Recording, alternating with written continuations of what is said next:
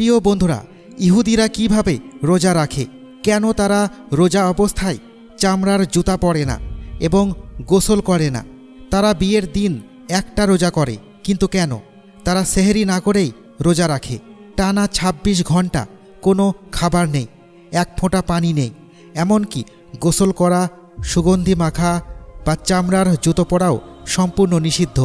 কোনো মন গড়া কথা নয়, সরাসরি তাদের প্রাচীন কিতাব তাওরাত এবং ইতিহাস ঘেঁটে আজ আমরা এমন কিছু সত্য উন্মোচন করব যা খুব কম মানুষই জানে। যেখানে মুসলমানরা রাতে সেহরি খেয়ে রোজা শুরু করে এবং সন্ধ্যায় ইফতারের আনন্দ উদযাপন করে, সেখানে ইহুদিদের রোজার শুরু আর শেষ হয় এক চরম যন্ত্রণাদায়ক অনুভূতির মধ্য দিয়ে। এবং সবচেয়ে গুরুত্বপূর্ণ, মুসলমানদের রোজার সাথে তাদের রোজার আসল মনস্তাত্ত্বিক পার্থক্যটা ঠিক কোথায়? চলুন সত্যের গভীরে প্রবেশ করি। আমাদের অনেকেরই ধারণা রোজা বা উপবাস মানে শুধু সূর্য ওঠা থেকে ডোবা পর্যন্ত না খেয়ে থাকা, কিন্তু ইহুদি ধর্মে রোজার সমীকরণটা সম্পূর্ণ ভিন্ন। বনি ইসরাইল হজরত ইয়াকুব আলাইহিসসালামের বংশধর, যাদের কাছে প্রেরিত হয়েছিলেন হজরত মুসা আলাইহিসসালাম। তাদের জীবনের প্রতিটি নিয়ম তাওরাত অনুযায়ী নির্ধারিত।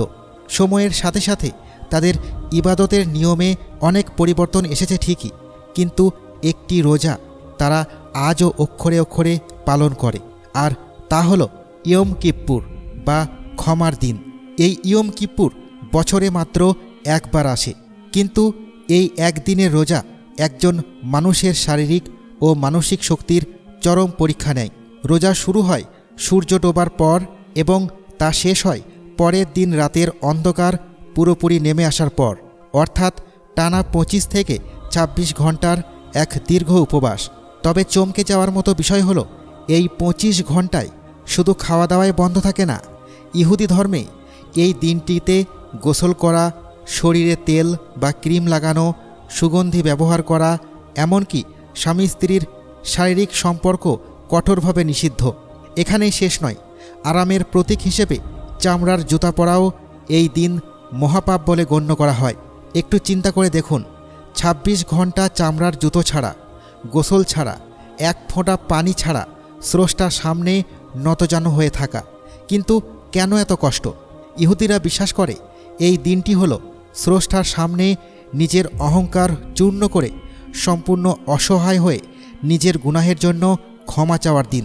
ইয়ম কিপ্পুর ছাড়াও ইহুদি ইতিহাসে এমন কিছু রোজার অস্তিত্ব রয়েছে যা আপনাকে অবাক করবে।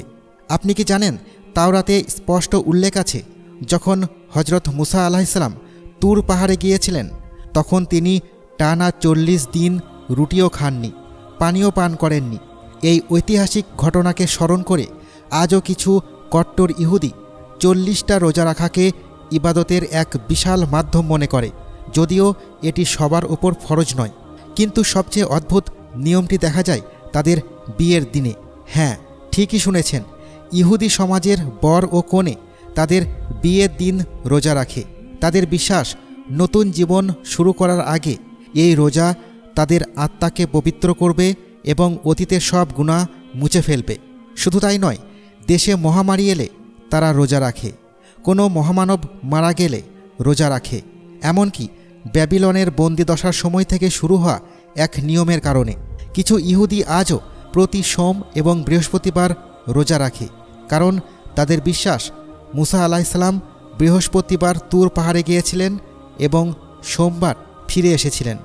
এতক্ষণ আমরা দেখলাম ইহুদিরা কিভাবে রোজা রাখে। তাদের রোজায় আবেগ আছে, কষ্ট আছে, ইতিহাস আছে, কিন্তু এখানে একটি বিশাল মনস্তাত্ত্বিক দ্বন্দ্ব তৈরি হয়। যদি ইহুদিরাও রোজা রাখে, তবে ইসলামে এসে রোজার নিয়ম এত বদলে গেল কেন? মুসলমানদের রোজায় এমন কি ম্যাজিক বা বিজ্ঞান লুকিয়ে আছে যা ইহুদিদের রোজায় নেই? এখানেই লুকিয়ে আছে ইহুদি ও মুসলিম রোজার সবচেয়ে বড় ৩টে পার্থক্য, যা প্রমাণ করে ধর্মের সাইকোলজি মানুষের জীবনকে কিভাবে প্রভাবিত করে। পার্থক্য নম্বর ১, সেহরির মনস্তত্ত্ব। ইহুদিদের রোজায় সেহরি বা ভোর রাতে খাওয়ার কোনো নিয়ম নেই। তারা সাধারণ খাবার খেয়ে রোজা শুরু করে এবং টানা উপবাস করে। কিন্তু ইসলামে নবী করিম সাল্লাল্লাহু আলাইহি ওয়াসাল্লাম স্পষ্ট বলে গেছেন, আমাদের এবং আহলে কিতাবদের রোজার মধ্যে পার্থক্য হলো সেহেরি খাওয়া। ইসলামে সেহেরি খাওয়াকে শুধু নিয়ম নয়, বরং বরকত বা ইবাদত হিসেবে ঘোষণা করেছে। কারণ ইসলাম চায় না ইবাদত করতে গিয়ে মানুষ শারীরিকভাবে ভেঙে পড়ুক। সেহেরি মানুষকে শক্তি যোগায়, যাতে সে সারা দিন সাধারণ মানুষের মতো কাজ করতে পারে। পার্থক্য নম্বর 2, জীবন থেকে পালানো বনাম জীবনের মাঝে থাকা।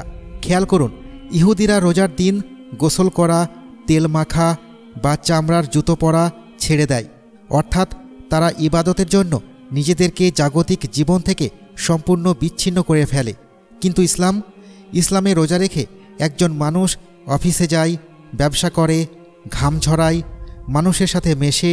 ইসলাম জীবন থেকে পালিয়ে জঙ্গলে গিয়ে ইবাদত করাকে সমর্থন করে না, বরং বাজারের কোলাহলের মাঝে দাঁড়িয়ে ক্ষুধার্ত পেটে নিজের রাগ, চোখ এবং জিহ্বাকে নিয়ন্ত্রণ করাই নামই হলো ইসলামের রোজা। ইসলাম শেখায় সমাজ থেকে বিচ্ছিন্ন হওয়া নয়, বরং সমাজের মাঝে থেকে নিজেকে নিয়ন্ত্রণ করাই হলো আসল তাকওয়া। পার্থক্য নম্বর 3, শুধু অতীত বনাম ভবিষ্যৎ নির্মাণ। ইহুদিদের বেশিরভাগ রোজা এবং উৎসব অতীতের কোনো ঐতিহাসিক স্মৃতি বা দুঃখজনক ঘটনার সাথে যুক্ত, কিন্তু ইসলামের রোজা অতীতের শোক নয়, বরং এটি একটি কমপ্লিট ট্রেনিং সিস্টেম। রমজানের 30টি দিন চোখ, কান, মুখ এবং অন্তরের এমন ট্রেনিং দেওয়া হয় যা মানুষকে পরবর্তী 11 মাসের জন্য প্রস্তুত করে।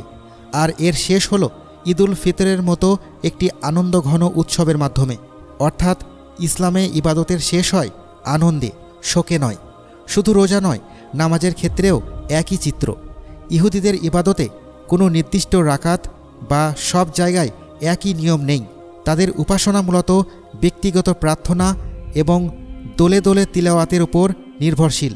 অন্যদিকে ইসলামের 5 ওয়াক্ত নামাজ এক নিখুঁত শৃঙ্খলা, যেখানে প্রতিদিন ধনী গরিব, রাজা প্রজা, সাদা কালো কাঁধে কাঁধ মিলিয়ে এক কাতারে দাঁড়ায়। পুরো চিত্রটি যদি আমরা মেলাই, তবে একটি বিষয় দিনের আলোর মতো পরিষ্কার হয়ে যায়।